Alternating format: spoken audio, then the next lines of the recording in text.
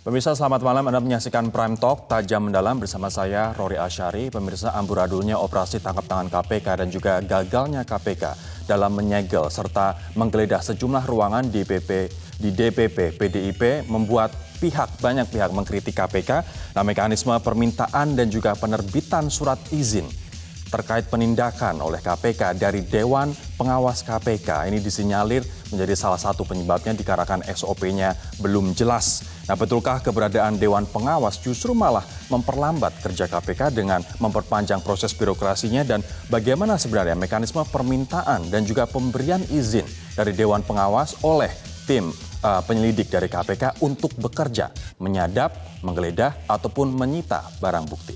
Nah, kita akan membahasnya dengan sejumlah narasumber di Prime Talk malam hari ini. Namun saya ingin mengajak Anda untuk menyimak sejumlah data dan juga fakta yang terjadi dalam beberapa hari terakhir ini, pemirsa, di mana operasi KPK yang gagal ini di kantor DPP PDIP terjadi pada tanggal 9 Januari yang lalu, di mana tim penyelidik berniat menggeledah sejumlah ruangan dan juga memasang KPK lain di sana, namun dihalangi oleh tim keamanan. Nah, alasannya harus ada persetujuan dari pejabat partai. Karena izin pejabat partai tidak kunjung keluar, petugas KPK tidak jadi menggeledah dan juga menyegel. Ini sesuai dengan pernyataan dari Lili Pintauli yang merupakan salah satu pimpinan KPK. Sejumlah pejabat PDIP mengatakan KPK tidak bisa menggeledah kantor PDIP tanpa adanya surat yang resmi.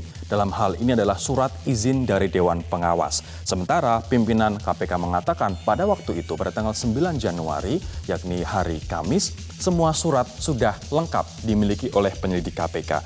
Belakangan diketahui, pemirsa, bahwa surat izin Dewas atau Dewan Pengawas baru terbit pada Jumat malam.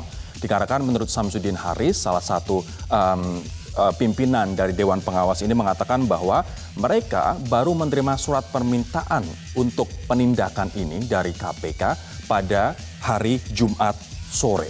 Nah, ini menjadi pertanyaan, memangnya prosedur untuk meminta dan juga mengeluarkan surat izin dari Dewan Pengawas itu seribet apa? Dewas mengatakan bahwa tidak akan lebih dari 1 kali 24 jam, tapi bagaimana menjamin agar itu surat bisa keluar dengan cepat, tidak bocor, dan juga bisa efektif, tidak memperlambat kinerja KPK. Nah, ini yang nanti akan kita tanyakan juga ke KPK. Kemudian kita juga ada beda pernyataan atau beda keterangan, pemirsa, antara apa yang disampaikan oleh PDIP dengan apa yang disampaikan oleh KPK. Kita lihat bersama-sama. Hasto Kristianto, Sekjen PDIP yang kabarnya pada waktu itu, kabarnya adalah KPK ingin menangkapnya di PT IKA begitu, namun gagal. Mengatakan bahwa kami tidak menghalangi penyidikan KPK, kami hanya minta surat perintahnya. Nah, sementara Lili mengatakan bahwa surat tugas lengkap, tapi security minta izin atasannya karena lama jadi tinggalkan. Ini sangat aneh kemudian apabila kita membandingkan antara OTT KPK di gedung KPU yang KPK bisa menyegel ruangan dari Wahyu Setiawan, namun ternyata gagal di PDIP. Ada apa kemudian? Kenapa apa yang terjadi dengan KPU dengan apa yang terjadi di PDIP tidak sama? Ini akan kita kritisi nanti. Nah, kemudian kita lanjutkan lagi di slide ketiga. Betulkah Dewan Pengawas justru menghambat kinerja dari KPK, pemirsa? Karena menjadi panjang birokrasi untuk melakukan OTT, penyegelan, penggeledahan, dan juga penyitaan. Kita lihat bahwa pasal 37B Undang-Undang KPK yang baru, yakni nomor 19 tahun 2009, mengatakan bahwa Dewan Pengawas bertugas memberi izin atau tidak memberikan izin, penyadapan, penggeledahan, dan penyitaan.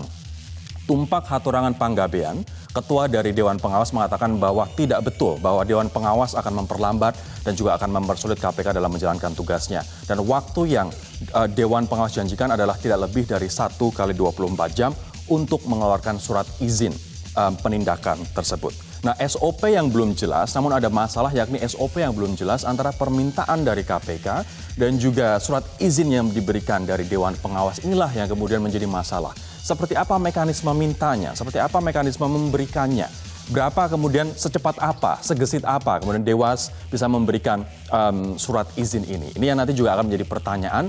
Namun Dewas juga mengatakan bahwa SOP itu adalah wewenang dari Dewan Pengawas dan juga ini menjadi rahasia, tidak untuk dipublikasikan kepada publik. Betulkah informasi ini tidak layak untuk dipublikasikan kepada publik? Bukankah publik juga perlu tahu seperti apa mekanisme KPK yang merupakan institusi negara untuk menjalankan tugasnya? Kita akan membahas dengan sejumlah narasumber yang ada di studio dan juga satu di luar studio. Di studio ada 3, ada Bang Tama S. Langkun, peneliti dari ICW. Bang Tama, apa kabar? Kabar baik, Mas Rory. Ada juga Bang Jamin Ginting, pakar hukum pidana. Bang Jamin. Senang bertemu kembali. Iya.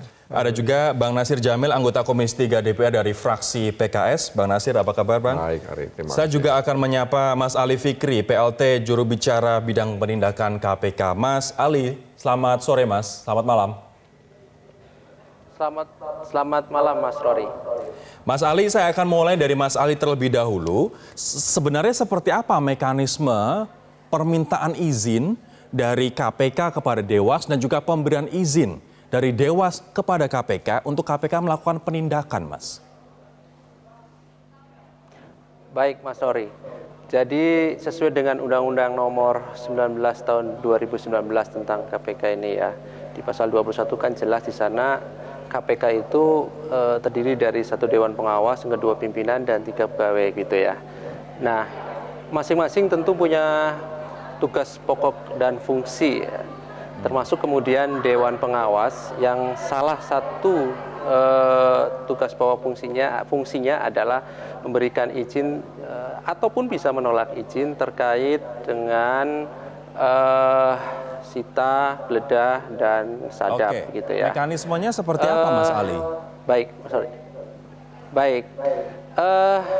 Untuk pertama kali kemudian kami mengajukan proses terkait dengan tugas dan fungsi dari Dewan Pengawas adalah ketika perkara Sidoarjo ya. Ketika Sidoarjo, dan yang kedua adalah yang KPU ini begitu. Nah, proses mekanismenya memang karena ini kan baru ya, maksudnya Dewan Pengawas sudah ada, tetapi kemudian Perpres juga terbit setelah itu, terus kemudian bagian sekretariat gitu ya, sekretariatan yang bertugas mengenai teknis persuratan dan lain-lain juga baru terbentuk, dan sekarang sudah bisa tentunya karena ketika perkara Sidoarjo juga berjalan dengan baik ya, koordinasi antara pimpinan dengan Dewan Pengawas begitu Mas Rory. Baik, tapi yang kemudian menjadi pertanyaan, segesit apa back and forth, bolak-balik ini antara KPK dengan Dewan Pengawas? Dikarenakan Syamsuddin Haris mengatakan bahwa Dewan Pengawas belum menerima surat permintaan izin dan baru menerimanya pada Jumat sore menjelang malam. OTT KPK, penindakan KPK di hari Kamis. Sementara diterima sore, Dewan Pengawas langsung mengeluarkan malam hari. Nah, apakah memang ada keengganan dari KPK untuk minta izin, atau justru malah ini KPK takutnya akan bocor begitu Mas? Apa sebenarnya alasannya kok melakukan penindakan tanpa adanya surat izin Dewan Pengawas? Baik Mas Rory, perlu kami sampaikan ya, jadi antara pimpinan KPK dan Dewan Pengawas selama ini terbangun sinergi dan koordinasi yang bagus. Ya. Cuman kan karena sekali lagi tadi ini baru, sekretariat juga baru, ya, kita bicara secara teknis administratif, ya, seperti bentuk suratnya seperti apa, kan begitu. Kemudian mekanisme dasar hukumnya, konsideran dan sebagainya, ini kan juga perlu kemudian penyesuaian ya. Nah inilah yang kemudian saya pikir bukan persoalan antar Dewas dengan pimpinannya, tetapi lebih ke saja. masalah administratifnya begitu Mas. Baik, Mas Ali, sebelum memang kita ya. Mohon maaf Mas, sebelum saya beralih ke narasumber yang lain, kenapa di KPU bisa, di PDIP nggak bisa? Maaf Mas, bisa diulang? Kenapa di KPU bisa, kenapa di PDIP nggak bisa? Oh, proses penggeledahannya maksudnya begitu kah? Betul, penggeledahan, penyegelan, penyitaan. Oh, oke. Baik, jadi begini Mas Rory ya. Kita fokus dulu ke setelah penyidikan, tentunya ada upaya paksa ya, antara penyitaan, penggeledahan gitu ya. Nah, kemudian setelah melalui proses administratif sama dengan yang Sidoarjo, 1 hari gitu, kita atau malamnya bahkan pada saat diumumkan kita sudah langsung melakukan koordinasi dan kemudian terbit surat begitu ya, surat izin dari Dewan Pengawas. Nah, untuk teknis penggeledahannya Kemudian untuk perkara KPU kan kemarin kita hari Senin melakukan penggeledahan di 2 tempat yang sudah dilakukan di KPU dan ruang kerja, dan hari ini juga dilakukan penggeledahan di salah satu apartemen yang dihuni oleh Pak Har. Artinya ingin kami sampaikan bahwa mengenai tempat-tempatnya, karena ini bagian dari penanganan perkara, tentu tidak kami sampaikan ke publik begitu. Menjadi pertanyaan, Mas, berani nggak KPK menggeledah kantor DPP PDIP? Bagi kami bukan soal berani tidak berani ya, Mas Rory. Tapi tentunya bagaimana kemudian di samping nantinya ya kebutuhan dari penyidik ketika mengumpulkan alat bukti, mengumpulkan barang bukti dan seterusnya untuk kepentingan kelengkapan berkas perkara yang disangkakan, pasal-pasal yang disangkakan kepada para tersangka, itulah yang kemudian menjadi dasar kita akan melakukan penggeledahan di mananya begitu. Artinya di tempat-tempat mana yang kemudian diperlukan penggeledahan. Baik. Itu tergantung dari kebutuhan penyidikan ke depan tentunya, Mas. Oke, Mas Ali mohon ditahan di sana. Nanti saya akan tanyakan kepada pengamat hukum dari ICW dan juga dari Komisi 3 apa catatan mereka terkait dengan sepak terjang KPK dalam OTT dan juga gagalnya KPK dalam penggeledahan serta penyegelan sejumlah ruangan di DPP PDIP. Sesaat lagi kami akan segera kembali. Tetaplah bersama kami. Saya akan ke Mas Tama dulu. Mas Tama, bagaimana Anda melihat operasi KPK beberapa hari terakhir ini untuk kasus ini? Saya mau mulai dari pengumuman dari Dewan Pengawas pada 12 Januari, hari Minggu, seingat saya. Itu headline di surat kabar yang mengatakan bahwa penggeledahan dilakukan pekan depan. Jadi kemudian kalau merunut dari kronologisnya kan jadi berarti permohonan masuk, Jumat malam dikabulkan, hari Minggu diumumkan. Hari Senin dan lain-lainnya baru dia menggeledah. Ini penggeledahan kok diumumkan? Nah, ini yang dalam bayangan saya kok pesta pernikahan, seperti ini. Mas? Betul. Nah, dari awal kita juga mengkritik soal posisi Dewas secara konsep. Karena apa? Karena begitu dia bicara soal Dewas, dia punya kewenangan untuk mengizinkan dan tidak mengizinkan, tapi di sisi lain tidak ada kontrol terhadap Dewas. Pertanyaannya ketika Dewas membocorkan informasi, mau ada penggeledahan, siapa yang bisa mengawasi Dewas? Menegur Dewas, mengingatkan Dewas. Karena mekanisme tidak pernah ada. Itulah kemudian makanya ketika ada konsep Dewas, kita akan mempertanyakan siapa yang akan mengawas Dewas. Karena Dewas yang dimaksud dalam undang-undang tidak Dewas seperti pada kelembagaan pada umumnya. Tapi sebentar, ini Dewas atau Syamsuddin Haris? Nah, ini saya mau melihat dalam kelembagaan Dewas. Oke. Ya, ketika dia mengumumkan kan ada pihak di internal. Dia dengan jabatan tentu bukan sebagai seorang individu Syamsuddin Haris. Ketika dibicara di ruang publik, maka dia sebagai Dewan Pengawas. Nah, ini menurut bayangan saya satu poin bahwa catatan kita tahun-tahun yang lalu sudah mulai kelihatan. Apa itu catatannya? Ya, bagaimana kemudian ketika ada hal seperti ini, informasi bocor sebelum penggeledahan dimulai. Oke. Padahal ini hal yang sangat sensitif. Bisa dibayangkan. Anda simpul masalah ini kemudian di mana, Mas? Nah, salah satu persoalannya kan kita sedang mengadukan judicial review ya di Mahkamah Konstitusi soal Undang-Undang KPK biar dia kembali kepada undang-undang yang lama. Bang Nasir, betulkah undang-undang yang baru ini justru malah memperlemah KPK dan menghambat kinerja KPK? Ya, dengan kejadian soal KPU ini? Dari dulu kita selalu berada dalam dua kutub ekstrim ini ya. Ada yang melihat melemahkan, ada yang melihat menguatkan.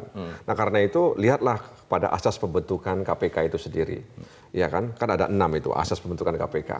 Ada kepastian hukum, ada keterbukaan, akuntabilitas, kemudian proporsionalitas, ya, dan kemudian kepentingan umum dan juga penghormatan terhadap hak asasi manusia. Nah karena itu Dewas ini kan struktur baru, ya baru. Meskipun orang yang duduk di Dewas itu bukan orang baru, ya ada latar belakang hakim Mahkamah Konstitusi, hakim umum dan juga mantan jaksa, pimpinan KPK, bahkan juga ya peneliti ya, dan akademisi. Nah karena itu menurut saya memang Dewas itu diharapkan agar mereka bisa menjaga. Kalau kita lihat undang-undangnya mengatakan mereka mengawasi ya tugas dan kewenangan ya dalam pelaksanaan tugas KPK. Dan juga izin untuk menyadap, menggeledah, menyita dan lain sebagainya. Nah karena itu ya Dewas itu pada dasarnya semangatnya itu adalah bagaimana tindakan-tindakan yang dilakukan oleh KPK itu sesuai dengan asas pembentukan KPK itu sendiri. Baik, kalau Bang Jamin melihat ini justru menghambat Dewas, justru menghambat atau memperkuat KPK dengan kejadian ini? kita melihat konteksnya ini adalah mereka ini baru pertama sekali menghadapi kasus yang seperti ini sebagai Dewan Pengawas. Saya kira siapapun akan bingung pasti. Nah, karena mereka baru pertama sekali, mereka mekanisme administrasinya terlalu rigid, kaku. Padahal nggak perlu kaku. Kenapa? Waktu dilakukan proses penyidikan, upaya paksa itu harus cepat dan segera. Jadi pada saat mereka melakukan contohnya penyegelan, pada saat itu juga lah mereka melakukan penyitaan. Karena nggak ada orang dalam hukum acara pidana dikatakan penggeledahan itu selalu diikuti dengan penyitaan. Tidak ada orang melakukan penggeledahan setelah digeledah dia obrak-abrik dia pergi. Tapi masalahnya begitu yang nggak ada, terjadi langsung di disita. kantor DPP PDIP adalah argumentasi undang-undang KPK yang baru. Nggak ada Dewas, nggak boleh itu jalan penggeledahan. Nah begini, konteksnya ini kesalahan besar kita pada awal pembentukannya. Kalau hukum acara pidana yang umum saja, penyitaan itu bisa dilakukan segera dalam keadaan terpaksa. Setelah disita baru nanti izin pengadilan. Ya bisa dilakukan. Nah ini sudah extraordinary crime, masa kita harus menunggu tertulis yang kita surat menyurat terlalu rigid menurut saya. Jadi yang perlu di blending adalah bagaimana memblending komisioner KPK dengan pengawas ini sehingga mekanisme yang rigid itu bisa lebih fleksibel. Caranya seperti apa? Ya mekanisme sarana-sarana elektronik kan WhatsApp banyak. gitu? Banyak, ya boleh kan.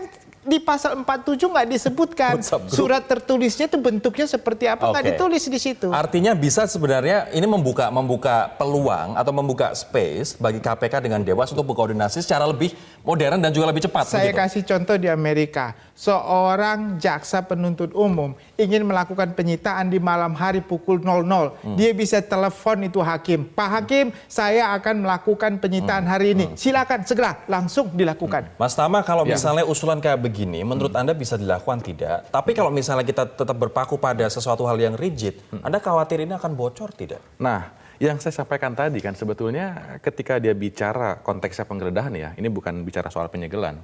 Ketika dia bicara soal penggeledahan, maka di situ ada unsur mendesak. Ketika misalnya seingat saya kemarin ya, juri bicara menyampaikan ada locus delicti di dalam kantor tersebut, kira-kira begitu. Nah, ketika kemudian sudah ketahuan ada kantor, ada tempat kejadian di situ, maka kan upaya yang perlu dilakukan adalah melakukan sterilisasi, membuat tempat tersebut status quo, begitu kan? Sehingga nggak ada yang bisa masuk, nggak ada yang bisa merubah keadaannya, sehingga ketika ada pemeriksaan atau penggeledahan, kondisinya tidak berubah seperti sedia kala. Nah, tapi yang terjadi apa? Ketika ada upaya untuk melakukan KPK lain, ada penolakan, sehingga kemudian itu gagal. Dan penyegelan nggak terjadi, kemudian surat keluar, diumumkan di publik, baru penggeledahan akan dilakukan. Dan sampai sekarang pun itu belum dilakukan di kantor itu kan begitu.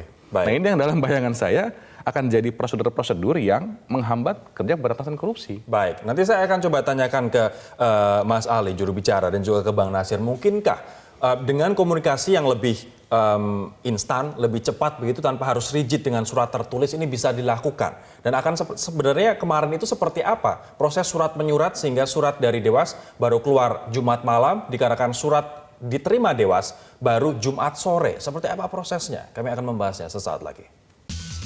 Saya akan ke Mas Ali sekarang. Mas Ali, sebenarnya format dari KPK ke Dewas, kemudian Dewas memberikan izin penindakan itu seperti apa, Mas? Baik, Mas Rory. Jadi per hari ini tadi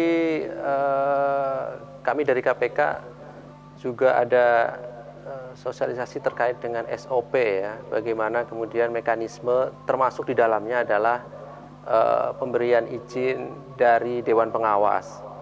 Termasuk kami juga kemarin diskusi dengan para anggota Dewan Pengawas terkait bagaimana kemudian secara teknis jika kemudian misalnya kita melakukan penggeledahan di luar Jakarta gitu ya, yang tentu kan butuh waktu cepat. Jadi kayak gimana Mas teknisnya? Nah, diskusi sementara memang, ya teknisnya diskusi sementara, kemudian kita menyepakati akan menggunakan semacam sarana elektronik tercepat gitu ya, email dan sebagainya, atau dengan cara-cara yang tercepat begitu. Intinya bahwa sampai hari ini Dewan Pengawas dengan pimpinan sudah bersinergi ya, sudah berkoordinasi. Mas Ali, dan bersepakat bagaimana kemudian mekanisme administratif untuk perizinan sita, geledah dan sadap akan menggunakan dengan cara-cara yang tercepat. Baik, Mas Ali, ini artinya bisa Kalau kemudian menggunakan yang terjadi kemarin 2 hari, sarana telepon, sarana form elektronik, misalnya sarana WhatsApp begitu? Iya, kita akan membicarakan lebih lanjut terkait itu. Pada prinsipnya dengan cara yang tercepat begitu secara administratifnya. Nah, sekarang pertanyaannya kemudian dengan menggunakan sarana elektronik itu bagaimana mencegah ini kebocoran, baik kebocoran yang diduga atau mungkin saja dilakukan oleh oknum di Dewas atau oknum di KPK, Mas? Ya, itu kan sebagai sarana tadi usaha atau ikhtiar ya, bagaimana kemudian mensikapi dengan adanya pelaksanaan dari yang ditentukan oleh undang-undang. Adalah salah satunya ya tadi itu dengan menggunakan sarana yang tercepat, dengan itu salah satu caranya gitu, salah satu metode gitu Pak Mas Rory yang kemudian nantinya akan disepakati. Nah, menjaga agar tidak bocor, apa yang diantisipasi? Caranya gimana? Itu yang kemudian pada hari ini tadi baru pembicaraan awal, termasuk juga kemarin, tentunya itu adalah hasil juga dari evaluasi 2 hari ataupun beberapa hari yang lalu terkait dengan 2 perkara yang sedang ditangani oleh KPK. Baik. Saya akan coba ke narasumber yang lain terlebih dahulu. Bang Nasir, Anda melihat ini ternyata ada alternatif bisa dilakukan melalui komunikasi elektronik, entah telepon, entah WhatsApp atau yang lain, Bang. Iya, seharusnya memang Dewas itu harus memanfaatkan teknologi ya. Nah, karena itu memang harus dicari terobosan untuk kemudian mengantisipasi terlambatnya. Dan undang-undang tidak mempermasalahkan itu, undang-undangnya kan mengatakan tertulis, ya, tertulis. Oleh karena itu memang kan harus dicari, ya, bagaimana bentuk tertulis itu. Apakah tertulis dalam bentuk surat yang ditulis dengan tangan, atau kemudian dengan menggunakan media, ya, media lain selain tangan. Nah, karena itu menurut saya Dewas dengan pimpinan KPK memang harus merumuskan ini, harus mencari format bagaimana kemudian tidak ada keraguan bahwa Dewas itu menghambat kinerja KPK. Tapi soal penggeledahan, saya juga ingin kasih tahu sebenarnya. Jadi soal penggeledahan, saya teringat misalnya punya pengalaman ketika ada beberapa ruang anggota DPR itu digeledah oleh penyidik-penyidik KPK. Pak Fahri marah-marah waktu itu. Dan waktu itu memang saya lihat suratnya, surat tugasnya disebutkan untuk seseorang dan kawan-kawan. Jadi tidak disebutkan ruang siapa saja digeledah. Sehingga kemudian kita melakukan protes, ya. Sehingga ada ruang anggota dewan waktu itu yang digeledah yang dia tidak tersangkut dengan kasus itu. Dan ini kemudian ketika tidak tersangkut, kan KPK bisa saja membaca ada sangkut pautnya. Tidak ada, memang tidak sama sekali tersangkut orang ini. Dan kemudian di dapilnya dia menjadi cemoohan. Jadi citra dia di dapilnya itu kemudian menjadi turun gara-gara ruangan dia diperiksa oleh KPK. Padahal dia tidak tersangkut paut dengan kasus itu. Kenapa? Karena dalam surat itu disebutkan nama, kemudian dan kawan-kawan. Oleh karena itu memang inilah sebenarnya Dewas itulah harus mengoreksi hal-hal seperti ini. Mas, Anda yakin nggak dengan electronic form atau electronic means, telepon, email dan lain sebagainya, itu akan bocor informasi ini? Ya, soal kebocoran itu menjadi hal yang lain ya. Sebagai sikap kelembagaan ya, dari ICW sendiri kan sebetulnya sedang mengajukan judicial review. Artinya dari mulai undang-undangnya dan turunannya sampai ke Dewas ini menjadi suatu hal yang sedang kita uji. Artinya memang secara prosedur pembahasan maksud saya ya, kita belum masuk ke formilnya, ke materialnya. Jadi memang kita dari awal tidak setuju dengan komposisi Tapi antisipasi Dewas. Kalau misalnya gugatan itu ditolak MK, Mas. Nah, betul. Nah, sekarang ini kan problemnya semuanya masih berjalan. Bahkan misalnya KPK sendiri sedang membahas perpresnya bersama dengan Presiden, tiba-tiba ada penangkapan dan semuanya gelagapan. Nah, ini yang kemudian kita juga sampaikan di awal bahwa undang-undang yang baru ini akan membuat KPK akan terbata-bata. Sekarang terjadi. Begitu mau ada penggeledahan, kemudian ada hambatan di sana-sini, nggak jadi, kesebar semua di pemberitaan, ada yang sampai kabur dan sampai sekarang belum ditemukan di mana tersangkanya. Ini kan juga menjadi persoalan-persoalan yang kemudian dalam bayangan saya kan ada perubahan aturan yang ada di KPK hari ini. Baik. Nanti saya akan tanyakan usulan dari Bang Jamin. Apakah tadi yang disampaikan oleh juru bicara Bang Ali itu bisa dilakukan, dan apa usulan Anda agar koordinasi ini ya sudahlah ya, ini maksudnya undang-undang yang saat ini ada, Nanti kita tunggu proses di Mahkamah Konstitusi dari gugatan, tapi yang ada dulu ini apa yang bisa dilakukan untuk koordinasi lebih cepat dan juga gesit begitu. Kami akan kembali membahasnya saat lagi. Dan Mas Ali, pemirsa, PLT Jubir KPK harus meninggalkan forum ini saat ini dikarenakan ada keperluan yang lain. Mas Ali, selamat malam. Terima kasih Mas telah bergabung bersama kami di Prime Talk. Kami akan segera kembali sesaat lagi. Selamat malam. Rekan-rekan semua, jangan tanya-tanya apakah KPK sudah mengeluarkan izin,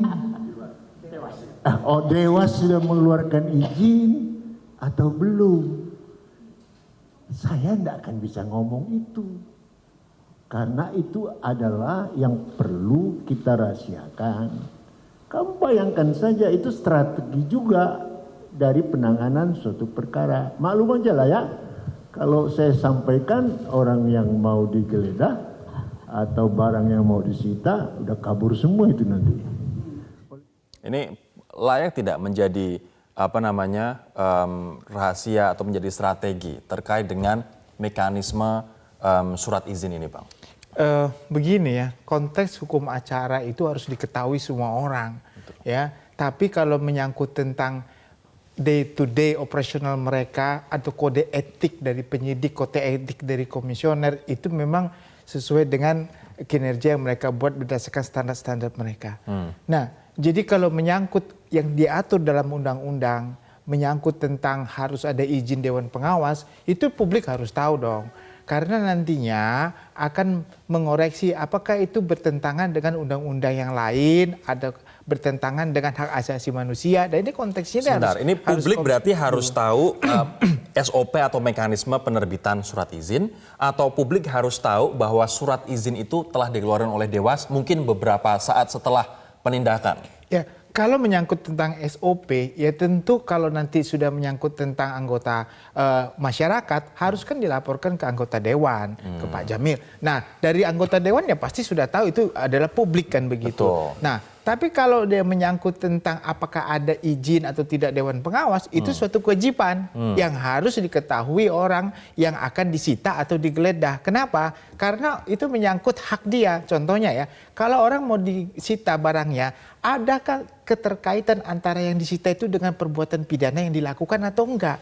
Kalau enggak ada terkaitan, ya tentu itu akan merugikan dia kan begitu. Apakah orang itu? Nah, dalam kasus yang sedang ditangani sekarang, ada salah satu anggota partai politik tertentu yang memang sudah jadi tersangka. Pasti kan tentu ada kaitannya dengan bagaimana dia mendapatkan bukti yang ada kaitan dengan perbuatan orang tersebut. Dan itu harus dilakukan. Nah, kalau nggak dilakukan, akhirnya akan berdampak kepada kurang cukup bukti nanti untuk membuktikan oleh jaksa di pengadilan. Itu Bang Nasir, dulu waktu KPK yang menggeledah ruang Damayanti dan Anda sebutkan dan lain-lain itu, Fahri Hamzah dan kawan-kawan, Fahri Hamzah, Wakil Ketua DPR saat itu, menghadang petugas KPK. Tapi petugas KPK tetap saja maju terus, tidak pantang mundur gitu.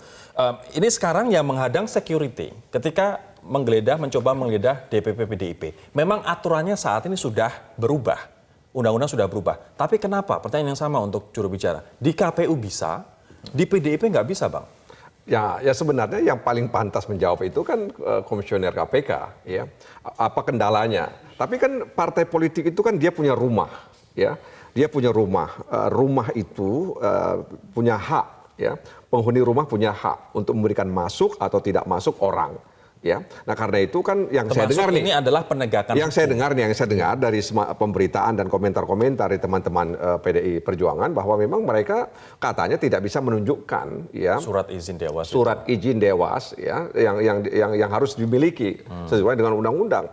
Jadi kalau jadi menurut saya ada benarnya juga posisi seperti itu. Ya sehingga kemudian ada penghormatan terhadap hak asasi ya manusia orang yang diduga terlibat ya di dalam kasus ini. Ini apa sialnya KPU nggak melakukan hal yang sama? Jangan-jangan. Kalau saya melihatnya begini, Mas Rory, ada dua tahapan yang berbeda. Dalam keterangan resmi, saya coba ambil keterangan resminya dari juru bicara maupun dari komisioner KPK mengatakan ini masih penyelidikan pada saat akan melakukan penyegelan. Artinya apa? Ketika dia penyelidikan, memang belum ada upaya paksa di sana. Makanya kemudian ini semacam seperti tawaran. Oke. Ada lokasi di sana yang memang itu lokus delikti, tempat kejadian. Harus ada kesepakatan misalnya. Oke ya, kita segel. ini pun juga bisa terjadi. Ketika ada kejadian lalu lintas kecelakaan, maka tempat tersebut akan disegel. Apakah butuh penyidikan dulu? Nggak perlu, karena apa? Dia hanya memastikan bahwa siapapun tidak bisa masuk, termasuk yang nyegel, tanpa adanya surat tadi. Artinya sebenarnya KPK bisa saja kata kuncinya menyegel. sebetulnya pada penyegelan tadi. Ini suatu hal yang lumrah dilakukan dalam upaya penegakan hukum. Tapi Walaupun Mas, tanpa ada surat dari Dewas. nah, yang perlu kita pahami, ini kan sudah, ini makanya tadi, kita akan debat kusir kalau kemudian ada atau nggak ada suratnya. Betul. Karena apa? PDIP bilang nggak bisa tunjukkan surat, tapi KPK bilang sudah ada surat-suratnya. Sudah komplit. Nah, ini yang kemudian jadi perdebatan di ruang publik, maka kemudian saya coba dudukan bahwa ini masih dalam penyelidikan, KPK mau segel. Nggak boleh, ya sudah, KPK pulang. Tapi yang kita lihat di sini adalah berarti memang ada lembaga yang memang dia merasa bersih, nggak ada masalah, dan ini adalah upaya penegakan hukum, dia akan kooperatif, ada yang nggak kooperatif. Kan cuma di situ bedanya. Menurut Anda KPU PDIP nggak misalnya, kooperatif? saya menilai kalau KPU ketika ada penyegelan tersebut, dia kooperatif. Dikasih ruang, didampingi, dan lain sebagainya. Di sisi lain, ini kan kemudian ada penolakan. Meskipun tadi ya, kita masih belum pegang dokumen, belum melihat wujudnya, mana yang bilang nggak ada, mana yang bilang ada. Saya juga ingin menyampaikan ini kepada pemirsa bahwa tadi sore kami sudah berkali-kali mencoba untuk mengundang teman-teman dari PDIP. Awalnya ada 1-2 orang yang kemudian setuju untuk hadir dalam forum ini. Namun beberapa jam atau beberapa saat sebelum Prime Talk ini dimulai, tiba-tiba membatalkan dikarenakan ada acara yang lain begitu. Bang Jamin setuju dengan apa yang disampaikan Mas Tama? Gini, ini kan tindak pidana khusus ya. Kalau kita cermati di Undang-Undang Tindak Pidana ini, di Undang-Undang 3199/2001, itu penyelidikan dalam KPK beda dengan hukum acara biasa. Kalau penyelidikan di KPK itu bisa upaya paksa. Karena Penyelidikan di KPK bisa upaya bisa paksa. ya, karena penyelidikan di KPK itu adalah pengumpulan bukti. Artinya seharusnya kemarin KPK melakukan hal paksa. Bisa, karena beda ya. Karena ini khusus gitu. Jadi konteks penyelidikan di KPK itu adalah penyelidikan untuk mengumpulkan barang bukti, bukan untuk seperti penyelidikan di tindak pidana biasa. Jadi dia bisa melakukan upaya paksa terhadap proses itu begitu. Cuma ya kita Kenapa kemarin nggak ada upaya paksa? ya itulah Tapi bingung ini, lagi. Mas, ini ada konteksnya. aturan yang berbeda. Dulu di dalam pasal, seingat saya pasal 44 Undang-Undang KPK mengatakan bahwa dalam tahap penyelidikan dia harus ada bukti permulaan. Apa itu bukti permulaan? Dalam pasal yang sama dijelaskan ada 2 alat bukti. Clear sampai di situ. Berarti memang penyelidikan KPK mencari 2 alat bukti. Tapi begitu masuk upaya paksanya, misalnya soal penyidikan, soal penyitaan, penggeledahan, kemudian satu lagi penyadapan, itu diatur dan dirubah pasalnya sehingga semua butuh dewan pengawas. Nah, memang secara prinsip betul kata penjelasan sebelumnya bahwa ini bicara sudah tahap mengumpulkan alat bukti, tapi dia berubah. Nah, ini yang saya katakan tadi, ada dampak ketika dia berubah dan menggeser posisi penyitaan, penggeledahan, dan penyadapan, kemudian butuh izin, maka penyelidikan tadi pun meskipun perintahnya mencari 2 alat bukti, tetap dia butuh yang namanya izin dewan pengawas. Izin dewan pengawas. Nah, ini yang kemudian berbeda. Tetapi makanya saya bilang tadi, saya nggak masuk soal geledah atau tidak geledah, tapi bicara soal kalau KPK Mas Tama lain tadi mengatakan ini kayak debat kusir, artinya publik ini juga melihat, mungkin publik juga tertawa begitu melihat apa yang terjadi antara KPU dengan PDIP dengan kemudian KPK begitu. Apa yang harus dilakukan oleh masing-masing pihak agar ini clear dan publik kembali membangun kepercayaan, terbangun kepercayaannya entah itu untuk KPU, entah itu untuk KPK atau entah itu untuk parpol. Kami akan kembali dengan kesimpulan sesaat lagi. Saya akan ke Bang Nasir. Dalam undang-undang ada tidak sih aturan bahwa dalam memberikan surat izin Dewas ini harus kolektif kolegial, Bang? Setahu saya tidak ada. Tidak ada. Dan tapi memang Dewas itu kan seperti yang kita bicarakan di awal tadi itu, dia mengawasi fungsi dan kewenangan. Artinya seperti yang Bang Jamin tadi contohkan di Amerika tinggal telepon 1 hakim, ini telepon 1 Dewas bisa dong jalan? Tentu berbeda dong situasi di Amerika dengan di Indonesia. Dan tentu saja Dewas itu punya tanggung jawab moral untuk memastikan bahwa penyadapan itu benar-benar prudent. Tidak digunakan untuk kepentingan-kepentingan di luar penegakan hukum. Oleh karena itu memang tidak bisa juga kalau kemudian, kalau ini di Indonesia kita bicara bukan di Amerika. Tiba-tiba misalnya ada dari KPK telepon kepada Dewas, saya mau nyadap, tapi nggak jelas siapa yang disadap, targetnya apa dan sebagainya. Tiba-tiba kemudian Dewas mengatakan iya.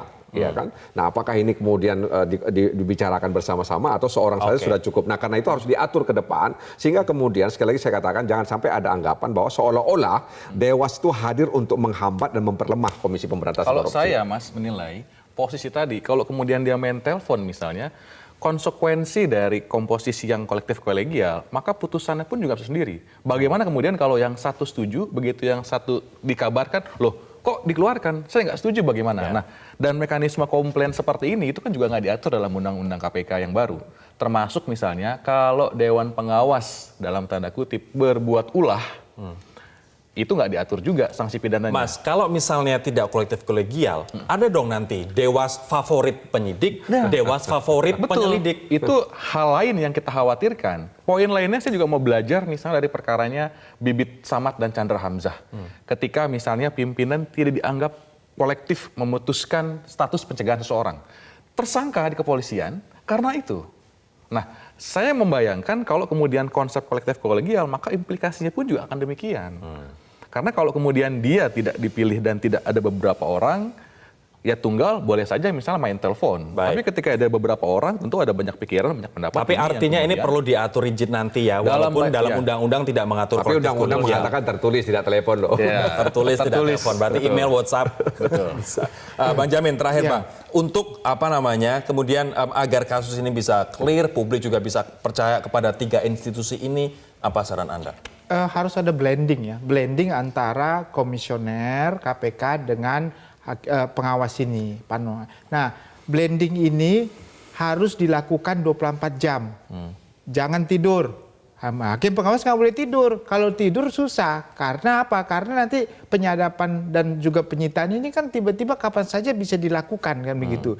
Jadi kalau saya melihat harus siap siaga kapan saja dimintakan untuk tadi sudah disampaikan bisa elektronik, artinya bikin aja formnya, artinya mereka klik setuju semua klik. Bisa-bisa Dewas semua begadang nanti Bang. Ya memang ini kan extraordinary crime. Kita kalau extraordinary crime kita harus melakukannya dengan extraordinary crime Terakhir, juga. Mas Begitu. Tama. Oke, kalau saya melihatnya begini Mas. Poin yang memang harus dilakukan ya sudahlah, kita berharap semua pihak kooperatif, termasuk partai politik, kasihlah ruang kalau memang dia tidak bersalah. Dalam pendapat saya ya harus kasih kesempatan. Itu yang pertama. Yang kedua, saya rasa kita nggak bisa juga melupakan bagaimana putusan MA itu kok tiba-tiba dia bisa berlawanan dengan undang-undang itu sendiri, sehingga menimbulkan kebingungan baru. Ketika dimintakan tafsir, kan seharusnya tafsir itu membuat semuanya menjadi terang benderang, Tidak kemudian bertentangan dengan kontradiktif. Maka kemudian hal lain yang menurut saya perlu dilakukan oleh publik adalah mengeksaminasi putusan tersebut, biar kelihatan ini di mana masalahnya.